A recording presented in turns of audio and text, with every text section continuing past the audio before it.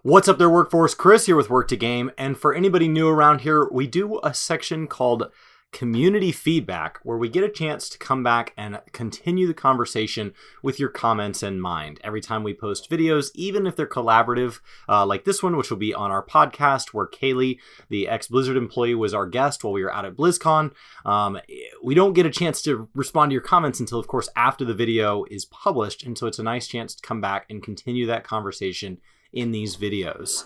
So I'm really excited to do this. I'm home from BlizzCon. It was an absolute blast. I'm working through some posts on that. If you guys have been wondering, this is what they gave us for our free gift. It's enormous, so it literally doesn't fit on any of my shelves. So I got to decide how I'm going to deal with that. That's a wonderful first world problem to have. So let's jump in. I'm gonna softball myself. The first one here from Mad Max. I love the industry insight interviews. Great video. Thanks for putting this info and inside perspective out there. Brian and I have been incredibly blown away by how fast the podcast has been able to draw guests that either have much more industry experience than us, or have much larger audiences than us, or both. And so we've had some really cool guests. So if you guys haven't had a chance to go back through our Casually Hardcore podcasts, if you just want to give a guest like a shot, we have our Casually Hardcore highlights channel where you can definitely go, try that out. And then if you end up wanting to see the full podcast, they are, of course, here on the channel and then everywhere podcasts are distributed. If there's anywhere that our podcast is not being distributed, just let us know and we'll work on getting it up there. Riku, yikes. No wonder Blizzard is so out of touch if they hire people like this. So comments like this are a little bit confusing because, in all honesty, when I think about what I want from a game dev, I want them to be qualified. I want them to ideally know how to do the job they're going to do. And that's not something that I can gauge just from talking to somebody or their appearance.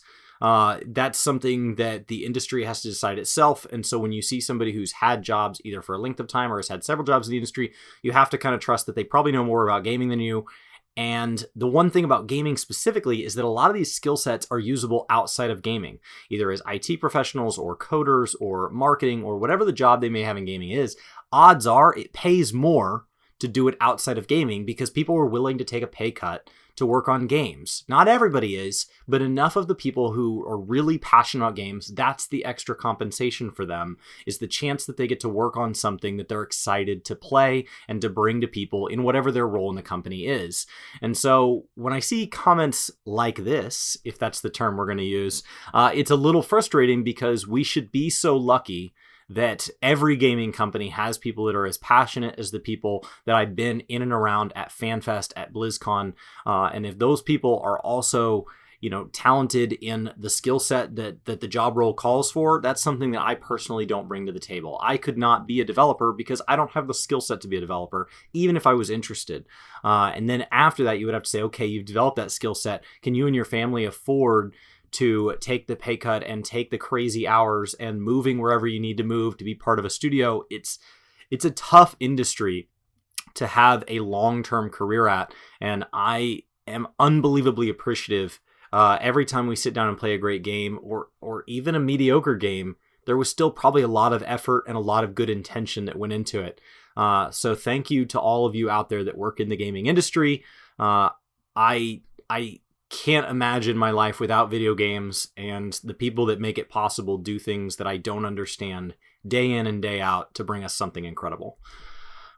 Jeffrey Young, confirmation at the fact that Activision thinks low of us. This is what is this? Thought Diablo fans were grown-up garbage. So for those of you that didn't see the podcast, I encourage you to watch it in its entirety, but basically there was a section there where Kaylee said that there is a general impression that when you have IP such as Diablo that's been around as long as it has, that you would expect the fan base to have aged. Maybe not one-to-one because you're bringing new fans in, but that if, say, the average age at the time Diablo was launched in the 90s was a teenager, that it is probably something more like upper 20s, possibly in their 30s. And if you look at the average things that a human being does in that age group, even before we factor for time, people in their 30s tend to spend more time on jobs and kids and taking care of houses than teenagers do. And so their priorities shift, and therefore the kind of games that they're able to play and that they have time for and are able to prioritize logically might shift along with it. They may not want the same things from games. When I was a teenager and especially when you talk about school breaks and stuff, I would play 10, 12, 15 hours a day with my brothers, and we would take very few breaks. And there were whole days that were that long, sometimes back-to-back days. And so the kind of game that appealed to me when I played that much is very different than now. If you told me a game required those 10 and 15-hour grinds, I would probably pass on that game. So while I think Diablo Immortal turned out to have a very poor pulse on what at least the Western audience wanted, I do think that the intent there was probably very pure. Yes, Diablo fans have changed. So I think that part is not untrue. I think they just misgauged how much and what that change means. I think things like bringing Diablo 3 to the Switch is probably a lot better coverage than a phone game for many, though I have been around Diablo fans, especially those that have kids, who actually kind of look forward to Immortal pending what it actually plays like, pending how monetization gets rolled out. There's obviously a lot of things there that could kind of take the fun out of it, but the idea of having Diablo on their phone on its own is not unappealing as a secondary product to a mainstream Diablo 4 game, which is really where I think the announcement went poorly, that they didn't confirm they were working on a mainline game, and so people felt like you're selling my... It's not like, oh, we have a team with another company that's helping us develop this side thing while we also have a full funded team working on Diablo 4. That wasn't how it was presented. But I do think there's something logical there to saying, hey, not all of you will have time to dump 1,000 hours in Diablo 4. So we're really excited to announce that alongside that project, we have another project that's going to be able to cater to that much more casual amount of time that you expect from a phone game. So I think that was the line of thought, and whether or not you agree with it, I think it is at least logical to consider that line of thought when you think about game devs. That is the reason that the mobile market is growing so fast, is it's really easy for somebody to have the amount of time it takes for a phone game. It's much harder to justify the amount of time that it takes to, they have to have enough time that they're willing to spend the money on a PC or console, and then in addition to that, they actually have to have the time to get to your game, and there's a lot of great games out there. So it's a very different market. She is completely wrong about classes being within 1% of each other. Wow. So I think that once again, that's a statement that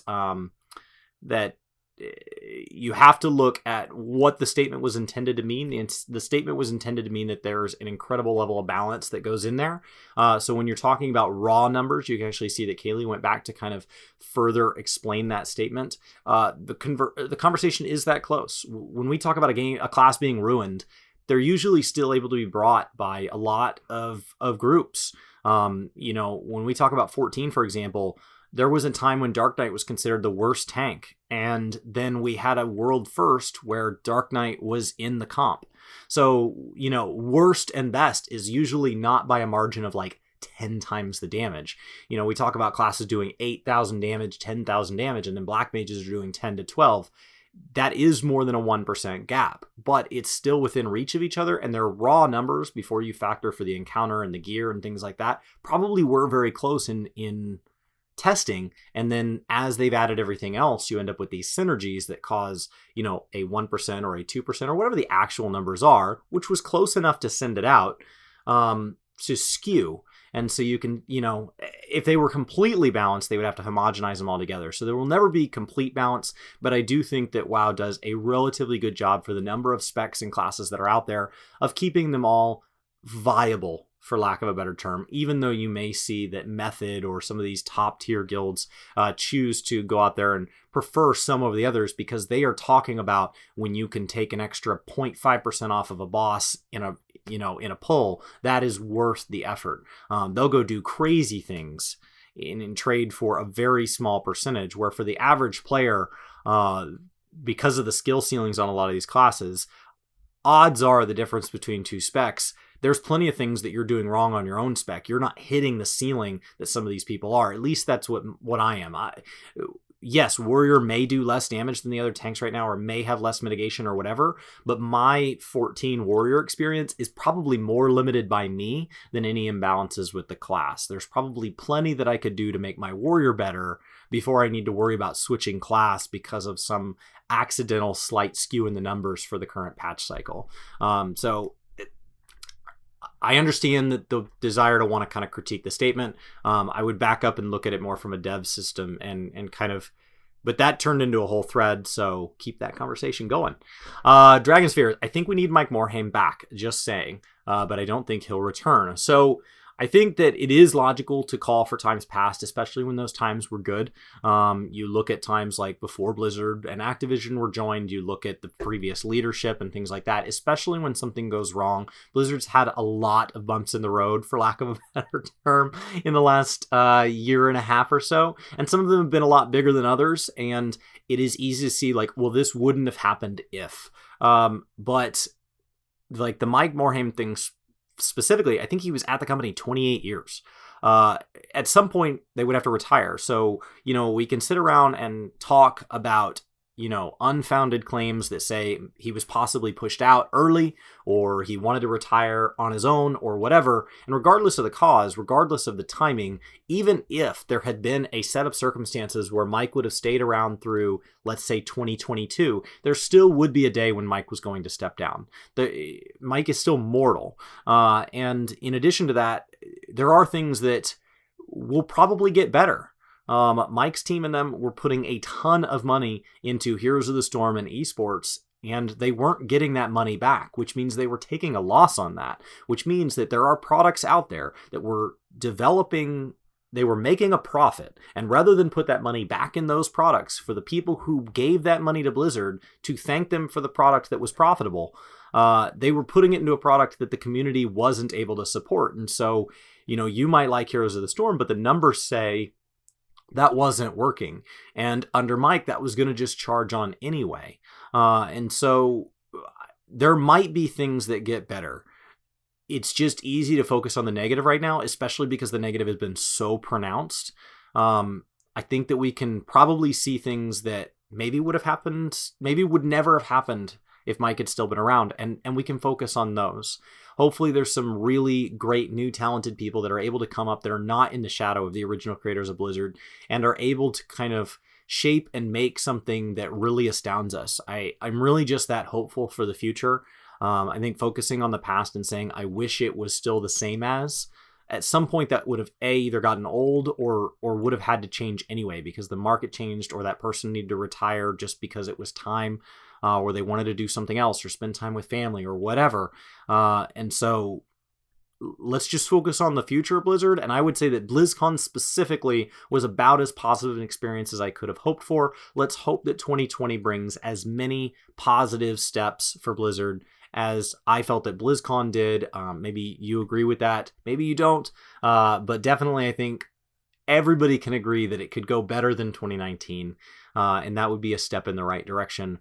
Let's focus on that and focus forward. Sleepy Druid, this is a long one. So isn't the sub fee designed to fill that gap that microtransactions now fill, as Kaylee puts it? A better game would attract more players, which would result in a higher monthly income. I understand that games like 14 and WoW have upkeep costs and the quality of art assets, cinematics have risen, but to say that you need microtransactions in a game like 14 and WoW, where you already have a monthly influx of money guaranteed, is a little over the top, is it not? I don't mean... I don't have any numbers or anything like that. It just seems that a subscription-based game, the primary goal should be to retain as many active subs as possible instead of monetizing them with microtransactions. So P.S. I might edit this more as I get a little further into the video. And so I saw a lot of comments about this, and what I wanted to focus on was the microtransaction portion of this. When we talk about microtransactions in games, I would say that whether or not you agree with Blizzard's layoff last year, the justification was that profits were down, even though revenue was up. And games have to make profits. So they're not making these crazy big profits because they're spending that profit on developing things like other games. And if those other games aren't successful, then that money's just gone. Not every dollar they put into another game comes back tenfold or whatever that ratio is. Plenty of them go out towards games, like I was saying with esports, where that dollar just goes into esports. And while I would say that Overwatch and Hearthstone probably fail without esports, I think Heroes of the Storm probably failed to hit that critical mass of something like League of Legends, where you can put $1 in and see that number back that justifies it. They were doing it just to do it. And I think for the people who enjoyed Heroes of the Storm, that's wonderful. But because it never hit that critical mass where it could become self-sustaining, it was always going to have to be a tax on that system. And what justifies that is things like the store. So since they don't abstract their financials, there's no way to see exactly what money comes from what source. But I would say the fact that what we consider to be the two largest MMOs, WoW and 14, both have microtransactions or merch or anything like that, all pushed directly through their launcher, tells me that there is a reason and that they are using this money. I don't think that they are taking the sub money, paying the devs, developing a new game, not adding any additional features, then taking the microtransaction money and just funneling it into, directly into the CEO's pocket. Yoshi P's got a private island. J. Allen Brack has an island right next to his. I don't think that's where that money is going. Because these companies are publicly traded, and so they have a fiduciary duty to capture revenue where possible, but they also have a duty to invest that money into making even more money to drive the stock price even higher. So I think they do spend it on games. I think it's what pays for things like Final Fantasy VII remakes. I think it's what pays for things like expansions that get really a ton of marketing and a ton of cinematics and a ton of stuff put into them, considering then they just get a $60 price tag slapped on them. And I think that the cost of the game and the cost of the sub are really meant to just kind of help take the edge off. I think they are far from capable of generating the amount of money month in and month out. Active player base is also something highly unreliable. Sometimes people just get bored. They want to play something else. So yes, I agree. Wanting to retain active subs is something that these games need to do. And I think that they want to do that anyway, even if there are microtransactions, because people that are not active subs, I would assume, spend less money on microtransactions. I just simply think that it's something that we all don't like. It's something that we all wish there was without. But it wouldn't exist if it didn't help them make more money. And as a business, they are spending that money on making more games. So whether that's paying more developers, paying for more advertisements, paying for more server space, paying for whatever it is, it's being spent on their company. Yes, some portion of it is being pushed off to, profit, but all of that ultimately still gets spent, and the vast majority of that gets spent directly on things that result in us getting more games, or the games getting more publicity, which ultimately results in more players, which results in more games. So yes, I wish there was another way, but until we're willing to pay subs that rival a cable bill, or entry-level price points where it can scale to somebody's income. So because I can afford a $100 copy, I do, because I think Kaylee made a valid point that if they were to just jump it up to, let's say, $200 to buy the next 14 expansion, I could probably look at the amount of time I spend, and if I knew it far enough in advance, I could probably budget and make that work. I wouldn't be happy about it, but I could probably afford a $200 copy of Final Fantasy XIV. But I know there are many people and many points in my life when I would have had to say no to that. And so knowing that, and knowing that that's not okay, for every person that was willing to pay it, you would lose some portion, like college age me, or even, that's just me talking about different states in my own life, much less other individuals whose finances can vary drastically to mine. So it's an interesting conversation. That's why I wanted to put in the comment. I don't know how to respond to it exactly. Just that I do think that microtransactions are not going away anytime soon. And it's nice to think that the sub alone generates that much money. But I think that they've grown accustomed to the new income. And I bet that just like we get used to spending more money as we make more money as we get older, I bet companies would really struggle if microtransactions were ripped out because of like a law being passed or whatever. I bet these companies would realize, oh, we can't put out full cinematic trailers to promote a game. We can't put out new races in a game. We can't put out as large of seasonal events or as cool of merch to buy, because I know a lot of people like the merch. We can't have conferences because I do not believe that FanFest or BlizzCon is profitable. It is possible. I don't see the numbers, but it is also more than possible with the amount of time and resources they put in there that those are just hype machines.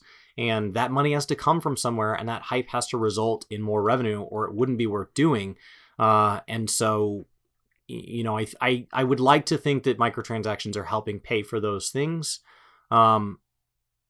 Because otherwise they would just be pocketing that money, and I'm sure that would have come out by now. I'm sure somebody would have revealed that Blizzard added microtransactions and they're pocketing $12 billion a year that they're not spending on games, and they're just distributing it among their leadership. But I don't think shareholders would be happy with that. Blizzard doesn't pay big, massive dividends, like a handful. They're not a Berkshire Hathaway where you can collect $15,000 a year in dividends. So I think the money is getting spent on games, whether it's being spent in the department or the area in the game that you want. Maybe you don't think games need to be promoted as much as they are. Maybe you don't think games need big cinematic trailers prior to launch. Maybe you don't think there needs to be plushies and statues and sweatshirts and all of that. But that is where it's being spent. So unless they're coming out with a way where I can say for every dollar I spend, I get to choose where it goes, whether that be a League of Legends, I want to support the tournament scene, or I want to guarantee that none of my money goes to merch or whatever, unless something like that somehow existed, I think the system we have is unfortunately as good as it gets for now. So that's an interesting one to leave on. Like I said, my own thoughts are jumbled, and it's a big topic. So I'd love to know what you guys think about that comment and any of the others down below. If you guys want to have these conversations more directly instead of it being comments section and community feedback, definitely be sure to join us over on our Discord server. Links should be in the description of all of our videos. Feel free to join us over there. And I would love to visit with each and every one of you. And I know that there's a huge community in Discord that's active, that gets to chatting about things where a lot of times I walk in and the conversation's been going so long, I have no idea what you guys are talking about, and I have to scroll up forever to catch up. So my name's Chris with Work to Game. I hope you guys are having a fantastic weekend. I hope you guys look forward to our next podcast. It's coming out on Monday with Tanner. He is a nostalgia creator here on YouTube, so he plays a lot of old games and gets a chance to kind of talk about those, and you know, has videos from like why they failed to why they succeeded to old series on things where he replays old builds of games and stuff like that. So definitely go check him out, and I look forward to seeing your comments on that video as well. Take care, have a great end of your weekend, and I'll see you next time. You guys ever wondered what's behind me? Let's go ahead and take a look. There's some Warhammer and gaming stuff. There's some German beer steins. There's a rainbow ball shooting out of his face unicorn. Some Star Wars toys. Some different architecture projects. Some Work to Game mugs. One with a chocobo on it. Some Jeeps. And then my face. And then the first skyscraper I worked on in my first job out of college. So, yeah.